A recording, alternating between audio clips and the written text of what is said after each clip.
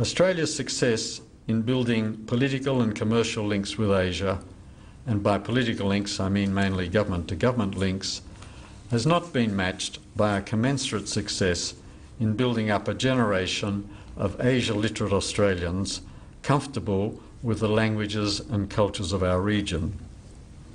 We have blithely assumed that because of the global success of English, we do not have to make a special effort with the languages of our region. In Chinese universities and institutes of higher education, more than 100 million students are learning English. In our universities, barely 1,000 resident Australians are studying Mandarin. And most of those studying Mandarin at our universities are ethnic Chinese.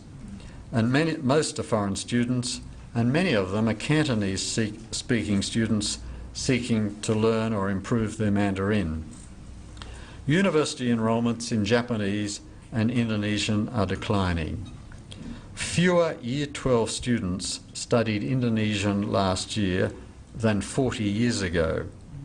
In the 1960s, 40% of high school students studied a second language for matriculation. I realise much of that is French or German or Latin and Greek, but today the number's 13% and declining, and less than half of the 13% are studying an Asian language. Australia's first Prime Minister, Edmund Barton, carried on a conversation with the Pope in Latin.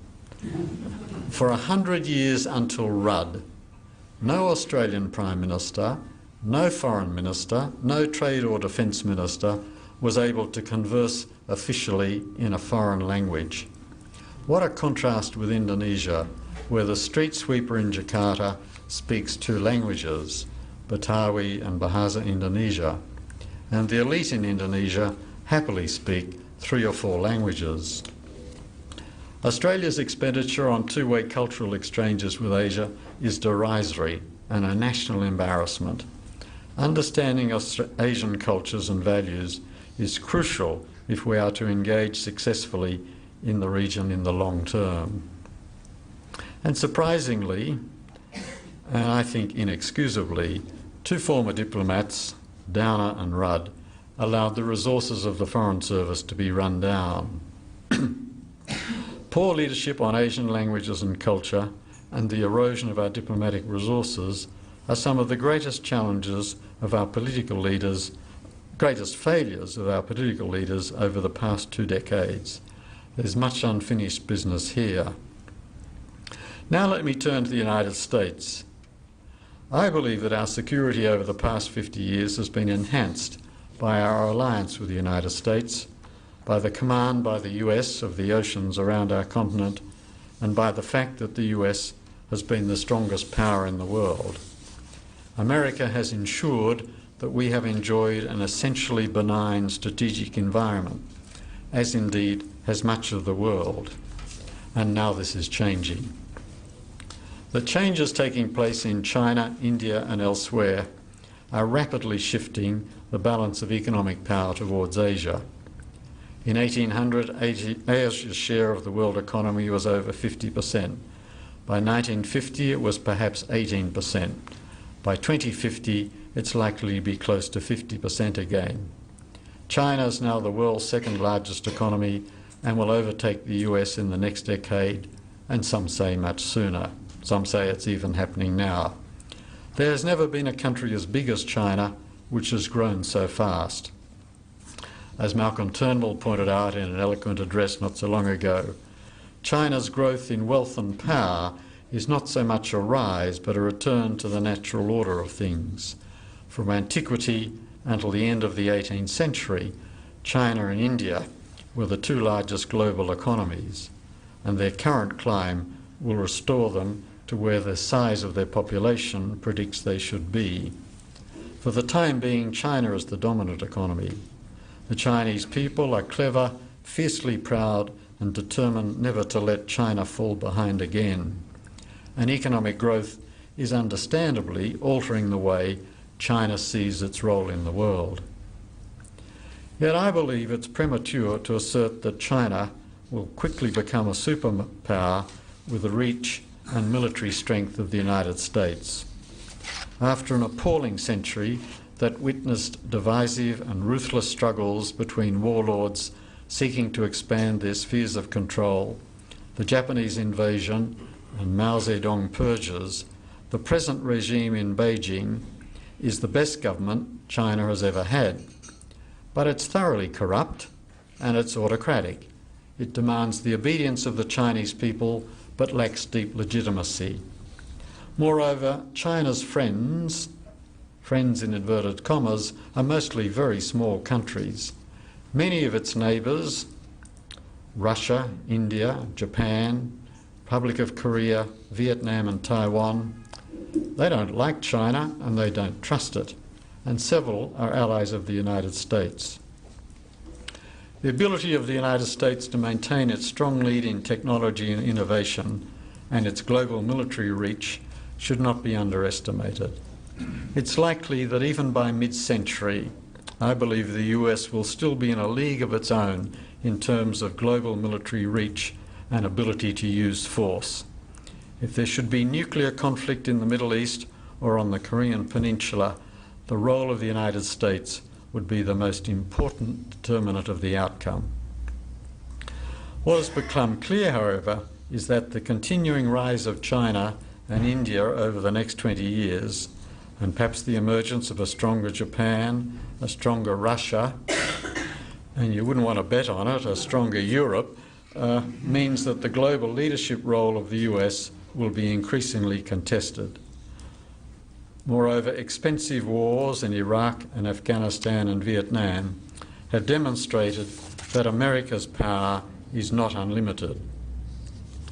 And here's another important aspect of that. These wars have exposed the critical failure of the United States, the critical inability of the United States to develop deep cultural knowledge of the countries to which it sent its military. And these wars have also eroded the belief of those in the United States who feel America has a moral as well as a strategic responsibility to police the whole world. Already the US is less able to act unilaterally and to determine the international agenda, and America will be even less able to act unilaterally if it doesn't quickly succeed in improving its dire fiscal situation. Ironically, China's support for the US deficit has helped finance America's involvement in Iraq and Afghanistan. Some suggest that now's the time for us to weaken our alliance and urge the US to grant new prerogatives to China. I don't agree with this.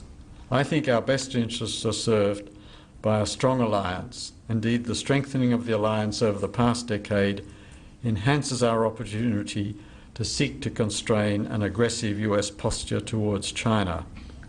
As a balance against the risk of possible future recklessness in the region, it's in our interest to help keep the US deeply engaged. We're a major beneficiary of China's growth, but we'll need to be astute in managing our interests as China progressively impinges on the interests of our traditional allies. A long-term task of Australian diplomacy is to reconcile our relations with China as our major trade partner with our enduring relations with the United States as our major strategic partner, and when investment is taken into account, our major economic partner. As the primacy of the US is increasingly tested, relations among the major powers will inevitably change, and this will have important implications for our defence and our foreign policy. We will need diplomatic skills of a very high order if we are successfully to manage our relations with China, Japan, Korea, India, Indonesia, and of course with Papua New Guinea, as well as our enduring alliance and friendship with the US. Americans are struggling to come to terms with the rise of China. Americans everywhere feel with justification that the core of their economy is being hollowed out. Americans of my generation were assured they would always be the strongest, richest and cleverest nation on earth. Strategically, I believe the US will remain the strongest power and the strongest military power for a considerable time, at least for another 20 years or so, but major change will come in our children's lives.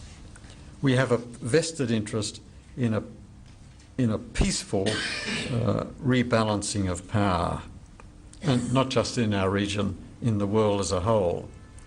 The United States, indeed the world, has serious unfinished business to address in world governance.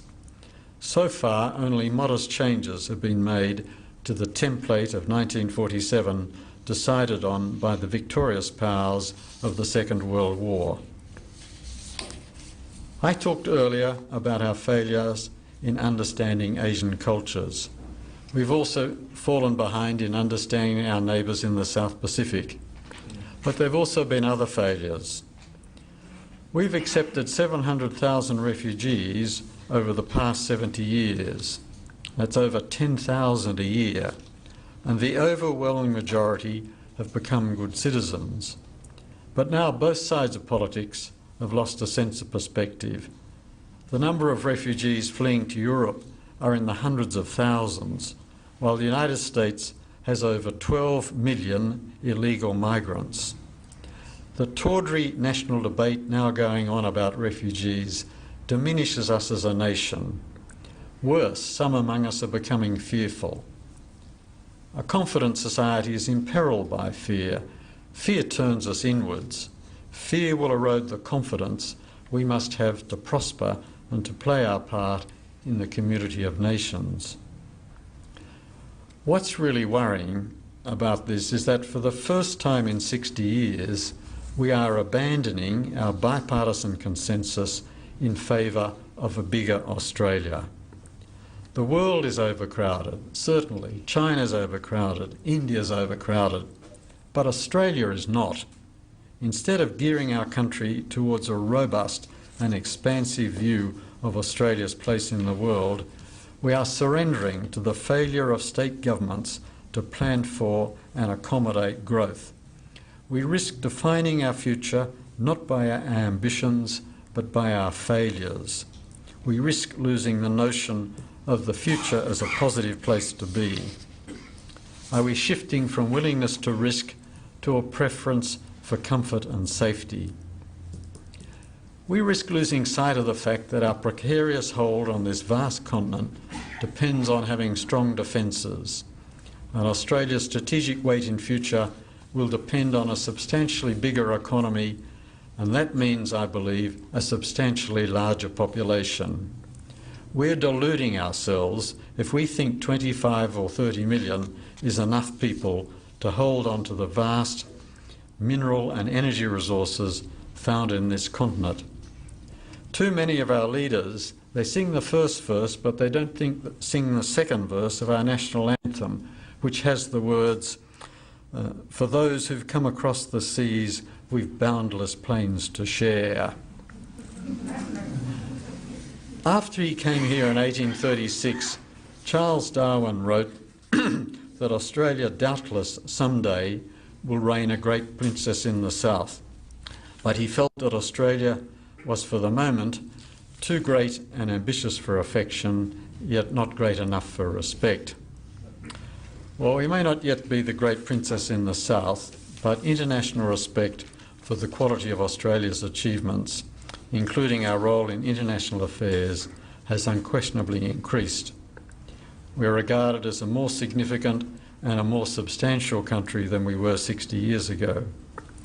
Yet we've not done enough in thinking about our place in a fast-changing region, and our relative success in riding out the global financial crisis seems to have bred a certain complacency. Let me finish with a story about Sherlock Holmes and Dr. Watson on a camping trip. After a good meal and a fine bottle of wine, they crawled into their tent.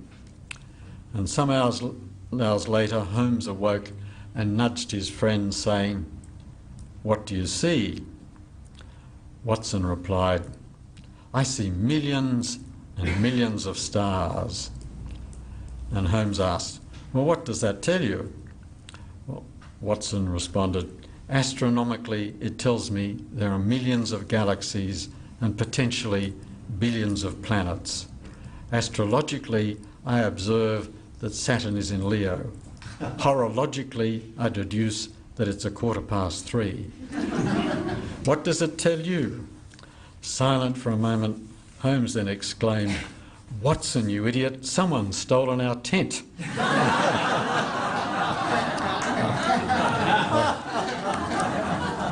My point is, if we're careless as a nation, someone will steal our tent. Thank you.